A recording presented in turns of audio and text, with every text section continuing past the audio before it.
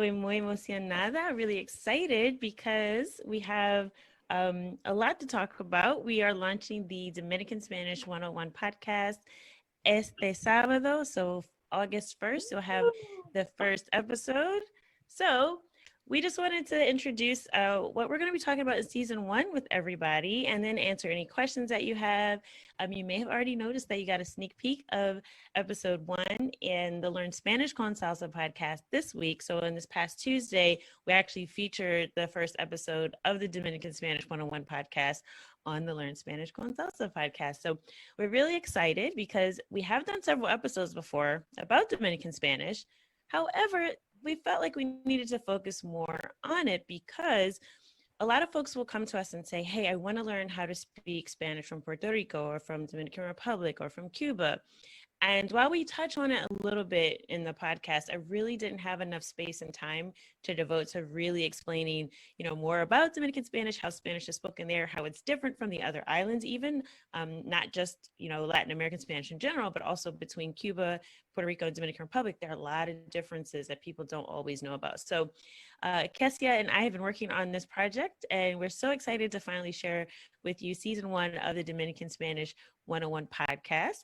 And we also have some giveaways. So we'll get to that in a minute because we will be giving away some neat prizes for everyone, especially anyone who's joining us here live. If you have a question, definitely let us know. We will be answering questions as well. So yeah, make sure that if you have a question for me or Kesia, anything about Spanish, doesn't just have to be Dominican Spanish. We're here for you to answer your questions. So Kesia, cuéntanos un poquito de ti y de dónde eres exactamente en la isla. Y sí, puedes presentarte. Sí, yo soy del norte de la isla. Como decimos aquí, we say el Cibao. We say it's el Cibao. It's the north area of the island. I live like probably an hour away from the beach, and it's surrounded by mountains, so it's like a valley. The weather is very nice. It's the second biggest city in the country. People very friendly. Cibaeños are like very welcoming and friendly. So it's a really cool place to visit. Really cool. Yes, and I have visited before, although right now it's kind of tough to travel, right? We're all going through a difficult time right now, but I'm sure it's a lot nicer. At least you get to see the beach and at least be in nicer weather. Yeah. Qué bueno.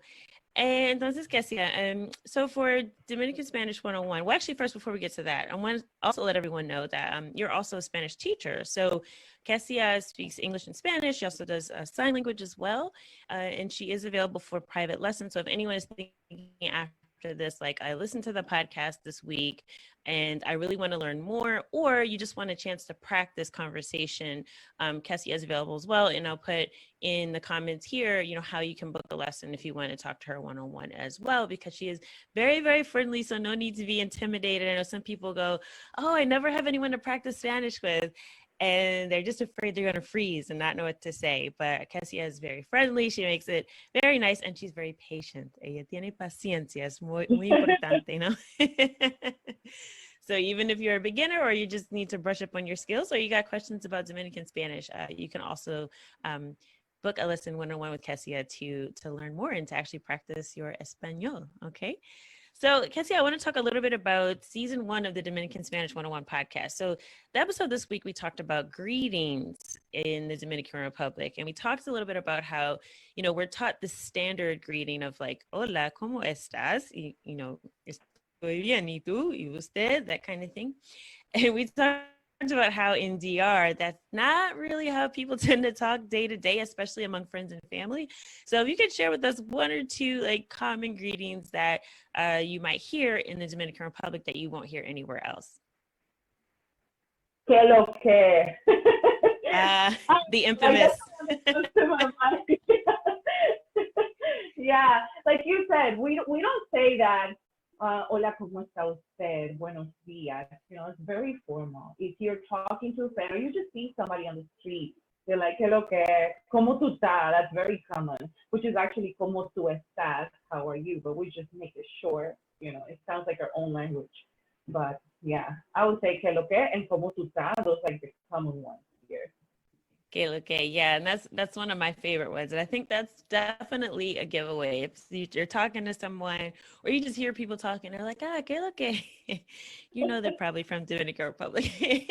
If you're not on the island and you hear people talking like that, because there's a lot of communities here in the United States where there are large groups of people from the Dominican Republic, and we all know about the infamous Dominican salon. So here it's like when anyone talks about Dominican Republic, it's like they think, oh, you go to the Dominicans to get your hair done, right?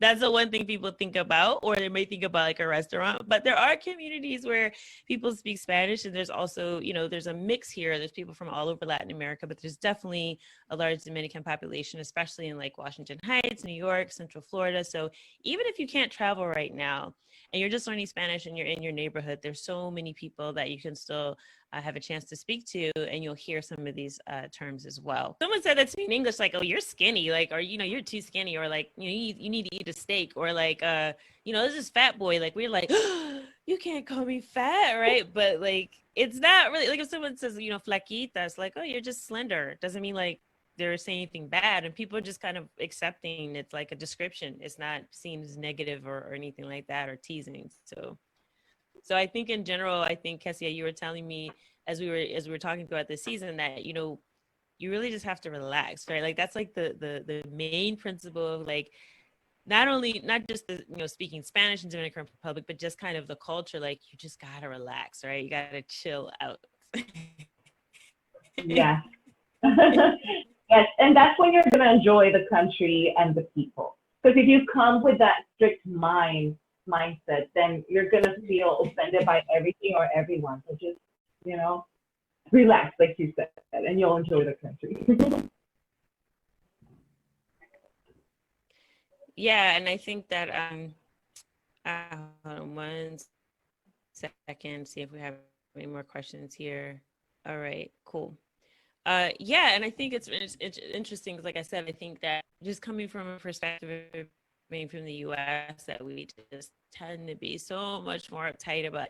We get really caught up, and we also get caught up in like, I want to speak Spanish perfect, right? And we're not really, you know, relaxed with how we speak. And when you're speaking Spanish in Dominican Republic, also like if you come, you know, someone says que lo que, and you're like, you know, estoy bien, gracias, you know, usted, and all this kind of formal stuff, you're going to sound really unnatural, right? And then also just the way you speak in general, like some of the words, like if you're sort of like, I don't know, you're talking like really stuffy or almost with like a European accent, like it just doesn't sound right, right? Like if when someone says, ah, que lo que, and you're like, even if you try to say like tranquilo, tranquila, and you're like tranquilo, tranquila, like it's not it's not gonna sound right. So yes, I think overall you just have to relax, right? Tranquilo, tranquila. Así so es.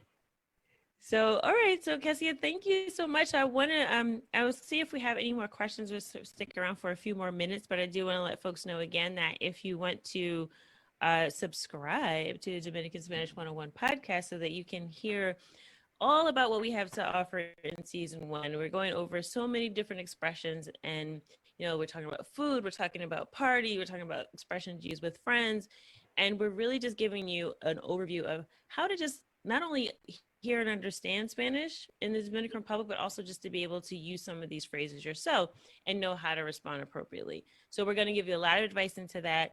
So make sure you subscribe to the Dominican Spanish 101 podcast. So wherever you subscribe to the Learn Spanish con Salsa podcast, make sure you search for Dominican Spanish 101, hit that subscribe button. Now, Kesia, do you find that people usually don't realize like how many words are different? They think it's just like, oh, you just learn que lo que and like coño, and like you're fine, right? But there's a lot of words, right, from that aren't used anywhere else. Yeah, no, now that you said 200, I was like, wow, we do have that many.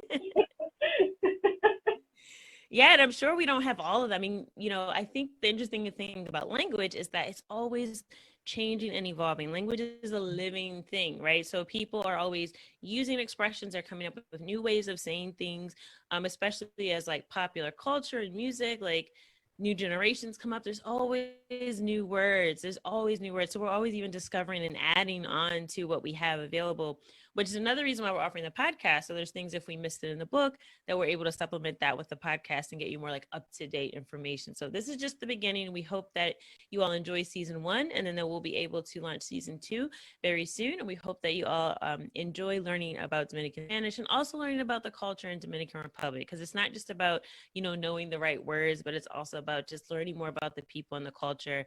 And from my perspective, most importantly, la música, because it's like some of the best music on the planet. And if you have any specific questions that you want to ask, more in-depth questions, or you just want to practice conversation, Kesia is available for private lessons. You can book a one-on-one session with her. You can ask questions. You can just practice conversation. As I mentioned earlier, she is super friendly, nice, patient. So don't feel intimidated, like, oh my gosh, I have to speak Spanish. You know, some of us get that deer in headlights, like, oh my God, I've been studying. You know, like we're on like our phone. We're like, yeah, I learned some Spanish today, but we haven't had a conversation, right? So this is an opportunity to be able to do that, not just for Dominican Spanish, but just in Spanish in general. And I always tell people, Kesia, like if you can understand Spanish in the Caribbean, especially Dominican Republic, you can understand any other dialect of Spanish. Because it will be a lot slower usually. So if you can get used to this one, you'll be able to travel anywhere with no problem and understand what people are saying. So definitely make sure you check out the podcast. Make sure you subscribe. I think that's it for us. Kesia, do you have anything you'd like to say to kind of close us out? Well, I just hope everyone enjoys the podcast. And like you said, if you have any questions, something that they want us to include for season 2, I'm sure they're going to have fun. And yeah, enjoy Dominican Spanish, Dominican music, Dominican food, everything. That's it. To learn and enjoy at the same time. You know, it doesn't have to be boring or strict or anything like that.